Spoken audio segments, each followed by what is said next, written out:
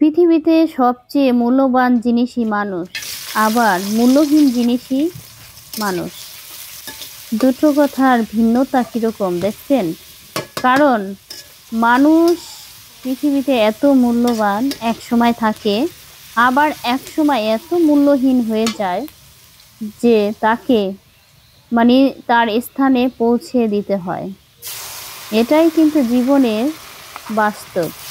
কারণ জীবন যতই সুন্দর হোক, বিলাসিতা হোক, যাই হোক, দিন শেষে কিন্তু যার যার গন্তব্যে পৌঁছে যেতে হবেই হবে।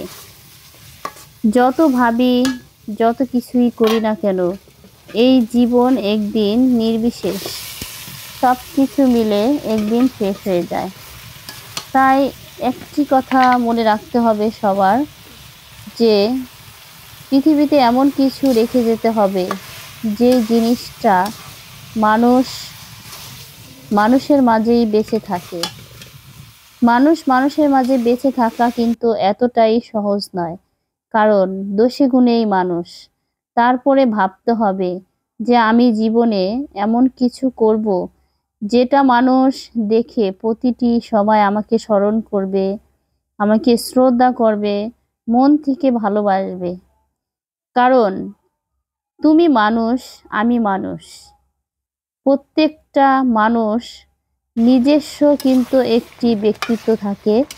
আর এই ব্যক্তিত্ব সবাই কিন্তু ঠিক রাখতে পারে না বা সঠিকভাবে যত্ন করে প্রকৃত মানুষ হিসেবে গড়ে উঠতে পারে না।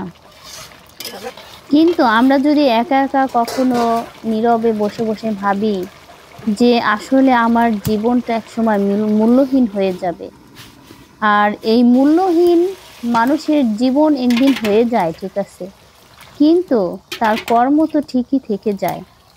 আর এই কর্মটা যখন থেকে যায়, মানুষের যখন জীবনে তার এই কর্মটা অনেক প্রয়োজন হয়ে দাঁড়ায়, সেই মানুষটাকেও কিন্তু সবাই অনেক বেশি মিস করে।